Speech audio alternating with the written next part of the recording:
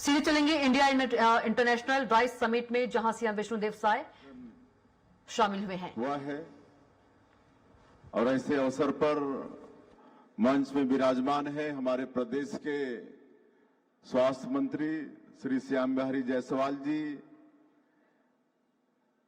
हमारे प्रदेश भाजपा के कोषाध्यक्ष राम गर्ग जी, प्रमुख सचिव श्री सुमोद कुमार सिंह जी, अपिडा के चेयरमैन श्री अभिषेक देव जी, श्री मुकेश जैन जी, और इस समिट में उपस्थित सभी एक्सपोर्टर्स, और मुझे जानकारी मिली है कि 6 देशों के एम्बेसी के प्रतिनिधिगण भी उपस्थित हैं और 12 देशों के बायर्स भी उपस्थित हैं। मैं आप सभी लोगों का हृदय से अभिनंदन करता हूं, स्वागत करता हूं छत्तीसगढ़ की इस पावन धरती में, और मीडिया के मित्रों का भी मैं अभिनंदन करता हूं। हमारे राइस मिल एसोसिएशन के चेयरमैन भी यहां पर उपस्थित हैं, कांतिलाल जी, उनका भी मैं स्वागत करता हूं। और बड़ा सौभाग्य का विषय है कि ये दूसरा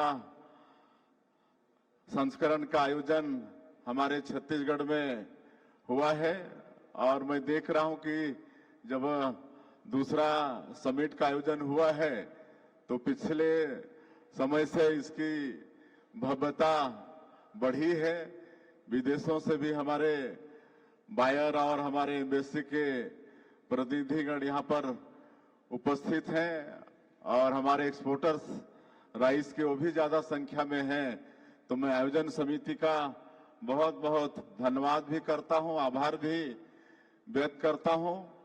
और पिछले समिट में हमने आग्रह किया था कि यहाँ पर छत्तीसगढ़ में अपिडा का एक रीजनल ऑफिस खुलना चाहिए, और आज वो सौभाग्य छत्तीसगढ़ को मिला है। इसके लिए मैं अपिडा के चेयरमैन अभिषेक देव जी को बहुत बहुत बधाई देता हूं, शुभकामनाएं उनको देता हूं, उनका धन्यवाद करता हूं। इससे निश्चित रूप से एक्सपोर्ट में सहयोग होगा। और जैसे हमारे छत्तीसगढ़ को धान का कटोरा कहा जाता है, और वास्तव में हमारे पुरखों ने बड़ा सोच समझकर इसका नाम धान का कटोरा रखा है। मैं समझता हूं धान की जितनी प्रजाति हमारे छत्तीसगढ़ में है उतना शायद कहीं भी नहीं है। ऐसी ऐसी हजारों प्रजाति हैं धान के, ऐसी प्रजाति हैं कि धान अगर पकते रहता है खेत में और आप मेड़ से गुजरेंगे तो उसकी महक आपको मिलेगी। और ऐसे ऐसे चावल हैं, ऐसे ऐसे राइस हैं कि घर में अगर पक रहा होगा तो आप घर के बगल से गुजरेंगे तो चावल की महक आएगी। ऐसे हजारों किस्म के चावल हमारे छत्तीसगढ़ में है।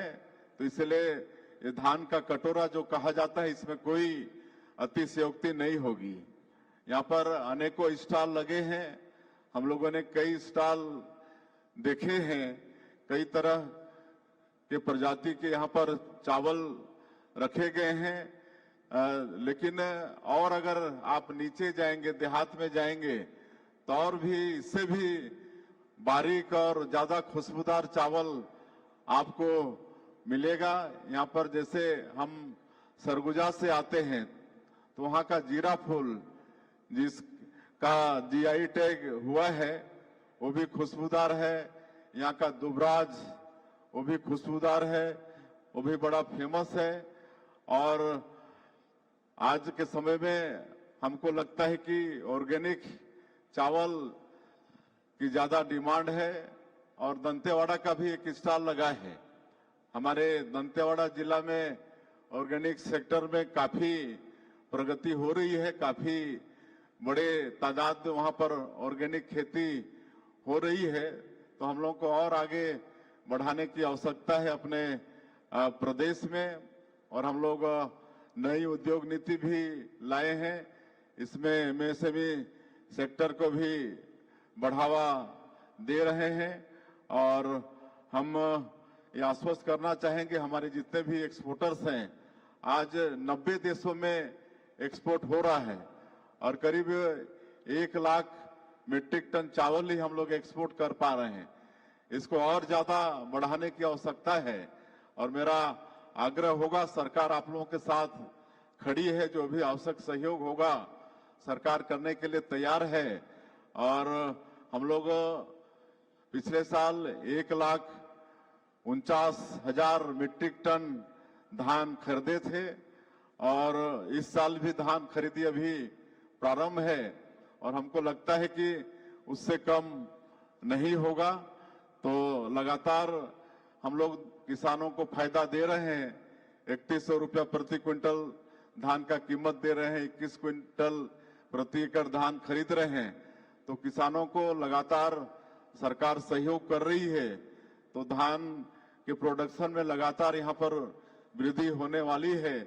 इसलिए आवश्यकता है कि यहाँ पर छत्तीसगढ़ से ज्यादा विदेशों को चावल का एक्सपोर्ट हो। इसके लिए हमारे सभी जो एक्सपोर्टर्स हैं उनसे हमारा आग्रह होगा। और आज जिस तरह से हम लोग मंडी शुल्क 0% रखे थे चावल के एक्सपोर्ट में, जिसकी अवधि अभी दिसंबर में समाप्त हो गई है और फिर एसोसिएशन से मांग आया है कि इसको आगे बढ़ाया जाए, तो मैं आगामी 1 साल के लिए फिर मंडी शुल्क 0% होगा, इसकी मैं घोषणा करता हूं। और ये इंडिया इंटरनेशनल राइस समिट हमारे 36